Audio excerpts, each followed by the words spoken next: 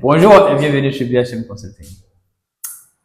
Je suis Bakayoko Adama, associé gérant chez BHM Consulting et aujourd'hui je suis avec monsieur Hervé Ndiamois qui va nous entretenir sur une thématique assez importante. Il s'agit du risque d'exposition ou du moins du risque de lier la silice. C'est quoi la silice? Quelles sont éventuellement ses origines? Quelles sont ses conséquences sur l'être humain? Et surtout, comment est-ce qu'il faut la gérer pour éviter ou même pour réduire son impact sur les hommes? Donc, c'est tout ceci que nous allons chercher à comprendre avec monsieur Hervé, et ce, dans notre podcast Savoir du métier. Donc, Hervé, une fois de plus, bienvenue. Merci, M. Bakayoko. Voilà. Très bien. Je pense que on te connaît plus ou moins. Plus ou moins, oui. Donc, d'accord. Je me représente toujours M. Hervé Ndiamois. Très bien. Et aujourd'hui, on va aborder les thématiques comme il a mentionné concernant le risque silice. Voilà. Ok. Alors, la silice, qu'est-ce que c'est? D'où ça vient? Aujourd'hui, la silice, il faut savoir que c'est un élément chimique, d'accord, qui fait partie de notre environnement. Donc, c'est un élément chimique naturel qui se retrouve dans la croûte terrestre. Voilà. Donc, quelle que soit notre situation, quel que soit là où on est, il y a de la silice. Mais on n'est pas forcément tout le temps exposé à la silice ou encore au risque lié à la silice cristalline. Donc aujourd'hui, on pourrait dire comment est-ce que ça se manifeste, l'exposition. Oui. Et pour le savoir, on va d'abord venir sur le type de silice, parce que la silice, en fait, englobe plusieurs aspects, plusieurs formes. Très bien, très bien, très bien. Donc, on a la silice libre, qui se retrouve directement dans la croûte terrestre, comme je l'ai dit tout à l'heure. Et après, on a la silicate. Donc, la silicate, c'est la silice plus l'oxydant. D'accord, très bien. Une fois que c'est oxydé, on obtient ce qu'on appelle la silicate.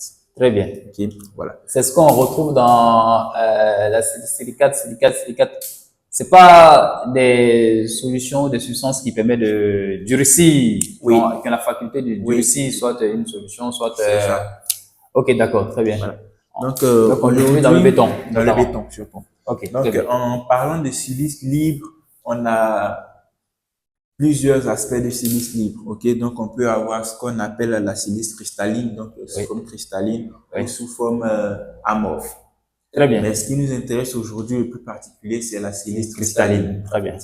Ouais. Donc la silice cristalline, comme on l'a dit, c'est naturellement qu'elle se produit déjà dans la croûte terrestre et elle se présente sous trois formes les plus connues, les plus rencontrées. Donc on a le quartz, on a la cristobalte, et ensuite on a le tridymite. Voilà. Donc ces trois parties-là, ces trois formes-là sont les formes de silice les plus rencontrées. Très bien. Voilà. Et aujourd'hui, cet élément chimique-là qu'on rencontre généralement dans le BTP, parce qu'aujourd'hui, le sable est composé à 90% de silice. D'accord. Voilà. Ok. Très bien. Donc, le sable, tout ce qui est agrégat, donc gravier, les pierres, même le ciment. Même le ciment. Très bien. On peut avoir une composition de 20% en fonction de comment est-ce que c'est produit, mais tous ces éléments-là contiennent aujourd'hui de la silice cristalline. Donc, ce qui fait que la matière première aujourd'hui dans le BTP, qui est le béton, est, pour ne pas dire le produit le plus utilisé dans le BTP, qui est le béton, est aujourd'hui regorge de silice. Très bien. Regorge de silice. Si on devait quantifier, on pourrait dire... Et anecdote, ou du moins, le béton est le matériau le plus utilisé dans le monde. Dans le monde, et bien voilà. Voilà. Donc, ça veut dire que l'exposition est encore plus à considérer. Voilà. Dans le monde, aujourd'hui, le béton, c'est l'élément, en tout cas, le plus utilisé dans le monde entier. Voilà. Donc, raison de plus pour s'en inquiéter, je dirais. En effet, je suis d'accord. Oui, allez-y.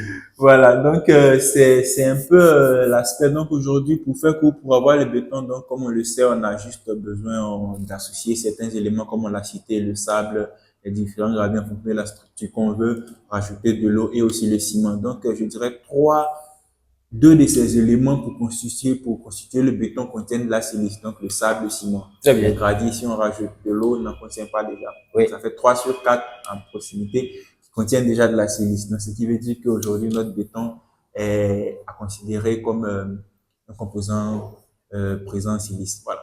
Très bien. OK.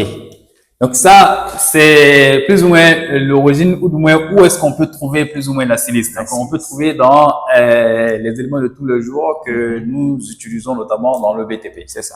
À l'instar donc de sable, donc à l'instar donc de des graviers, donc sur toutes ces formes, même donc des cailloux éventuellement. Donc le ciment également, on peut trouver également en fonction des conditions de production. L'ardoise, les granits, tous ces OK, tout ça. composent, voilà. D'accord, très bien. De tous, ils sont originaires de la croûte terrestre et dans des carrières et tout ça que ça provient, donc forcément, ça en compte. Donc, OK, très bien. Donc, en fait, aujourd'hui,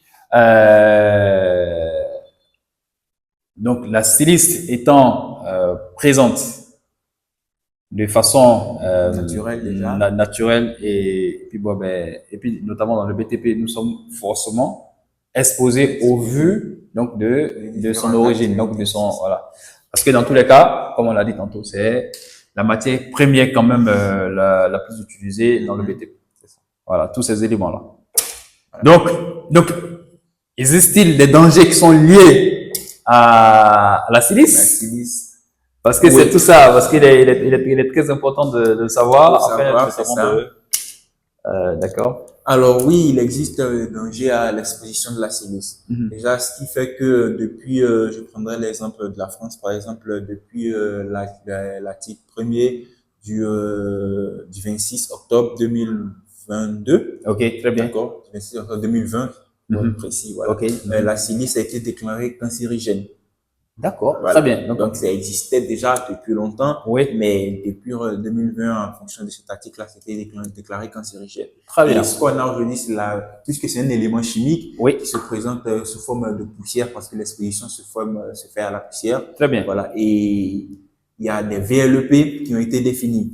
Donc, les valeurs limites d'exposition professionnelle, c'est ça, qui ont été définies pour chaque agent chimique. Okay. Donc, notamment pour la silice, on a pour le quartz qui est de 0,1 gramme par 1 milligramme plutôt par mètre cube. Oui. Et pour la tridinine et le cristobalt, oui. c'est 0,05 milligrammes par mètre cube. Très bien. Donc, c'est ces valeurs limites d'exposition là qui sont définies. D'accord. C'est ces différentes formes de silice cristalline. Donc, en fait, en gros, on doit retenir qu'aujourd'hui, l'exposition à une certaine proportion donc de la silice donc peut occasionner, peut créer ou engendrer donc le cancer. Donc, pour les travailleurs exposés. Bien ça. Très bien. OK. Donc, du coup, ça veut dire qu'il y a des dispositions qu'il faudra prendre pour éviter. C'est ça. Bien évidemment, comme on l'a dit, c'est un élément, c'est la matière première de ce domaine d'activité-là, donc on ne peut pas vraiment s'en passer. Oui. Donc on en a forcément besoin pour la réalisation des projets. Ok. En fait, ça reste le danger. Voilà. Maintenant, il va falloir le maîtriser. Voilà, maîtriser l'exposition. Et du coup, comme on l'a dit, le risque zéro déjà n'existe pas. C'est pourquoi on a fixé le VLEP qui est quand même un niveau acceptable d'exposition. Donc, c'est la limite à ne pas dépasser. Au-delà de ça, ça devient beaucoup plus dangereux. Et très ça, c'est les VLEP comme exposition sur une période de travail de 8 heures et tout ce qui va avec. Voilà. Ah bien. Et pour en revenir à la silice, déjà, l'exposition sur nos chantiers BTP, déjà, comment est-ce que ça se fait? Ok. Ça part généralement lorsqu'on intervient sur le béton. Très bien. Voilà. Parce qu'aujourd'hui, on va constituer le béton. Le béton lui-même humide n'est pas source de danger parce que, comme on l'a dit, c'est la poussière. Okay, quand c'est humide, on n'a pas la présence de poussière. Le ciment, par exemple, sec, qui n'est pas encore utilisé, a la possibilité de dégager de la poussière. Même que le sable. Voilà. En ce moment, on a l'exposition. Pour le béton, lorsque on a confectionné le béton, Oui. il a séché, Oui. il a durci, et qu'on Oui. doit intervenir là-dessus, notamment en faisant peut-être des percements, Des des ponçages. ponçages, Ok. des piochages, ce genre de Ok. destruction. Oui. C'est en ce moment-là que la poussière se remet en suspension et Oui. qu'on a ces petites particules-là qui reviennent encore à être inhalées par moment par les collaborateurs, par les travailleurs. Aujourd'hui, on revient à cette position Très à la bien. silice. Très bien. D'accord. OK. Donc, en gros, le mot je veux dire, on va dire de contamination, ou du moins bon, contamination, on va dire, Oui, donc c'est par inhalation, c'est ça.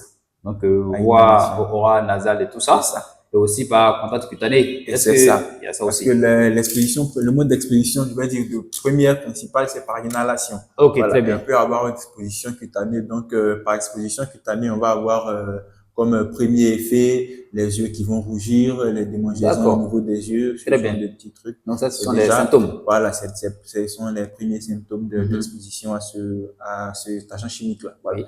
Et par la suite, par la voie respiratoire, Oui. on va se retrouver dans les premiers moments à avoir la toux. Très bien. On va, au fil du temps, on va avoir le souffle coupé, donc la respiration courte, Mhm. et quelques toux qui vont avec et une irritation au niveau de la gorge et au niveau des narines, par exemple. Voilà. D'accord. Et à une exposition forte et Oui. prolongée Oui. va nous ramener à des effets plus à risque. Donc, je dirais, le cancer, par exemple, le Le cancer cancer, par pulmonaire, exemple, ok. voilà. Voilà, le cancer pulmonaire, la tuberculose, déjà, c'est un effet qui aggrave cette partie de cette maladie-là OK, existante, ok. très bien. Et on a la silicose. D'accord, la Ça, silicose. je dirais que c'est la maladie même la définitive D'accord. provoquée aussi par la silice. Très Donc bien. ça, c'est l'effet Le plus le important. plus Le plus important. important. Voilà. Voilà. Et ensuite, qui peut éventuellement entraîner la mort. C'est bien On est ça. d'accord. C'est bien D'accord. ça. En gros, on va dire que la silice, cette substance-là reste quand même assez dangereuse pour, pour le travailleur qui sont C'est ça. exposés. Et puis, bon, malheureusement, enfin, je veux dire, c'est plus ou moins négligé. D'accord? Et aujourd'hui, effectivement, la silice étant l'une des substances qu'on retrouve dans les matières premières destinées au BTP, notamment à la construction de tout type d'ouvrages, notamment dans le BTP, constitue un danger. Et danger pour les travailleurs. Et en tant que tel, au vu des conséquences que cela peut occasionner, et plus particulièrement le cancer et aussi la silicose, il est essentiel notamment donc de prendre en compte donc ce risque-là. Et pour ce faire, nous allons demander donc à Monsieur Diamois de nous dire comment est-ce qu'il faut l'apprécier ce risque-là et comment il faut l'appréhender afin notamment de minimiser à la mesure possible, parce qu'on ne peut pas éviter justement le risque. Et voilà, puisque dans tous les cas, enfin, on peut minimiser le risque, c'est vrai, mais on ne peut pas éviter le danger, parce que le danger, dans tous les cas, il est là. Ça constitue en fait notre matière première pour avancer. Donc, comment alors faire pour pouvoir maîtriser en fait ce risque-là? Alors, pour pouvoir maîtriser ce risque-là, on a d'abord, je dirais, plusieurs aspects. Et si on part aujourd'hui, on part en termes de prévention, oui, en termes de principe de prévention, toujours l'objectif, c'est d'éviter le risque. Voilà, ça, oui. C'est toujours l'objectif. Donc aujourd'hui, comme on l'a dit, pour avoir cette exposition, on a généralement à intervenir sur le béton qui a déjà séché, qui a déjà été coulé. C'est ça. Voilà. Donc déjà, pour le premier point que je dirais qui serait le plus efficace, c'est d'éviter ces interventions-là. D'accord. Voilà. D'accord. Donc dans ce sens-là, généralement, on doit penser parce que peut-être on a des dimensions qui n'ont peut-être pas été respectées, quelques millimètres de plus qu'on a sur notre ouvrage, ou encore des joints qui peut-être n'ont pas été bien placés, on a du liquide qui a coulé et tout, donc voilà, ou bien la vibration n'a pas forcément été, donc ça fait des donc ça, c'est quelques aspects qui pourraient déjà être corrigés à la base. Une fois que c'est fait, ça nous éviterait d'avoir ces interventions-là qui nous exposent le plus. Donc, l'idée, c'est bien faire le travail du premier coup. C'est ça. serait Ça, c'est dans la, ça, c'est l'idéal. Voilà, Donc, c'est l'idéal. ça, c'est la suppression ou C'est bien ça. l'élimination. C'est bien ça. Ok. Et dans la mesure où on n'a pas réussi, Oui, il faudrait pouvoir maintenant maîtriser nos différentes interventions. très bien. Et ça, on peut aller sur deux aspects. Oui, Donc aujourd'hui, il y a des technologies qui sont en train d'être développées, en train d'être accompagnées par exemple, je prendrai le cas de, aujourd'hui, vous voulez faire un percement, par exemple, oui, vous avez utilisé votre perceuse. oui, c'est ça. Aujourd'hui, il y a des dispositifs aujourd'hui techniques qui peuvent accompagner, qui puissent être montés sur ces perceuses-là, de telle sorte qu'on puisse aspirer immédiatement la poussière qui est produite par la perceuse. Très bien, très Voilà. bien, très bien. Donc, Ok. aspiration, pour faire, ça s'appelle l'aspiration à la source. Ouais, Voilà. ça. Donc, ça serait un premier point de pouvoir aspirer immédiatement à la source. Très bien. Donc, quand on perce, quand on fait un découpage, immédiatement, notre aspirateur associé à notre outil électroportatif, Très bien. on a la poussière qui est recueillie au plus près possible de la production. Comme ça évite la propagation dans l'air, la mise en suspension et aussi l'inhalation. Très bien. Donc, ça, Okay. c'est l'un des premiers points des accompagnements techniques. Très bien. Et en deuxième, il y a aussi la possibilité de travailler à l'humidité. Très bien. Donc, comme on le sait aujourd'hui, l'eau a la capacité de pouvoir, je dirais, casser l'émanation de la poussière dans l'air. Voilà. Tout à fait. Donc, une fois que ce matériau sur lequel on veut intervenir est humide, il y a peu de chances que cette poussière-là puisse entrer en suspension. Voilà. Donc, travailler à l'humidité pour le genre de cas comme pour le balayage, lorsque vous devez balayer une zone ou un site où vous avez déjà intervenu et tout ça, vous devez balayer, mouiller bien abondamment l'endroit ou la zone avant de pouvoir commencer votre intervention, votre métier. D'accord. Et c'est aussi ces trucs-là, surtout pour ceux, par exemple, qui font les tailleurs de pierre ou ce genre de trucs. C'est important de pouvoir faire ce truc-là au découpage avec l'humidité et puis aussi de l'eau qui est très efficace à ce niveau-là. Bon, ben, super. Donc, évidemment, je pense qu'en fin de compte, c'est les équipements de protection individuelle, malheureusement, enfin, tout de même qu'il faudra apporter, comme par exemple comment dire, les combinaisons jetables, les bases de protection, les trucs comme ça, d'accord, pour compléter, n'est-ce pas? Pour compléter, c'est ça. Parce qu'aujourd'hui, on sait que ces dispositifs-là sont accompagnés d'aspirations qui ont des aspirateurs, des filtres et très tout. Bien, parce que il faut savoir qu'il y a des aspirateurs bien adaptés à ce type de particules-là. C'est ça. Et même qu'on en a aujourd'hui pour le bois, par exemple, pour ceux qui font du ponçage du bois, on a des aspirateurs adaptés à ça. Et ça, c'est très important.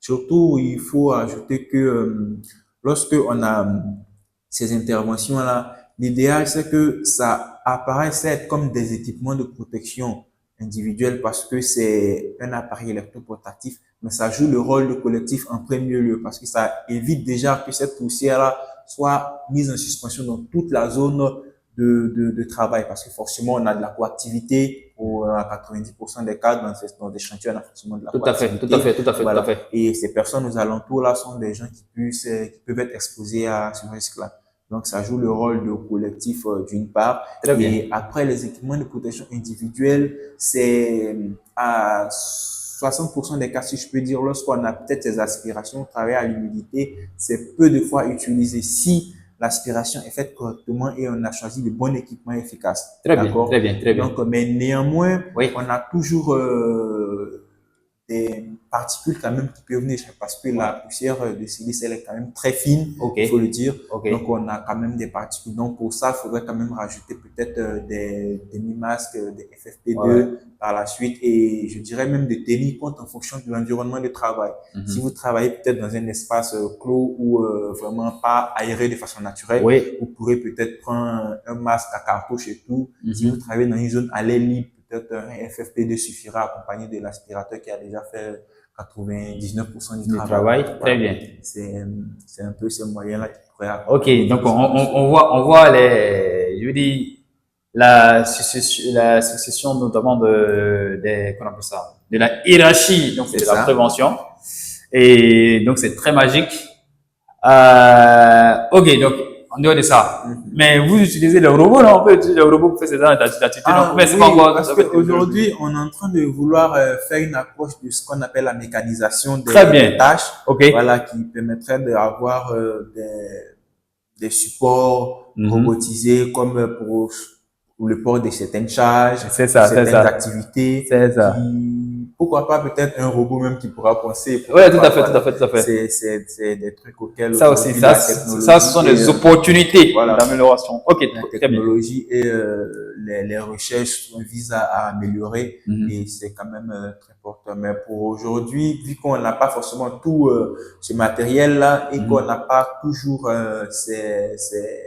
ces technologies, il y a quand même les premiers trucs qu'on peut essayer de pouvoir mettre en place pour quelqu'un qui n'a pas forcément un aspirateur, qui travaille dans un espace clos. C'est important de mettre peut-être un extracteur d'air, par exemple, Par exemple, très avec bien. des combinaisons qui sont obligées de mettre Adapté. parce que néanmoins, avant que l'air soit extrait de la zone, il y a Oui. quand même des petites expositions On est et ce genre d'accord. de trucs. Donc, pour pouvoir permettre de s'adapter au fur et à mesure. Mais l'idée, c'est de retenir aujourd'hui que cet agent chimique-là est vraiment quelque chose qu'il faut vraiment considérer, prendre en compte aujourd'hui dans nos évaluations des risques et également dans nos actions et mesures préventives.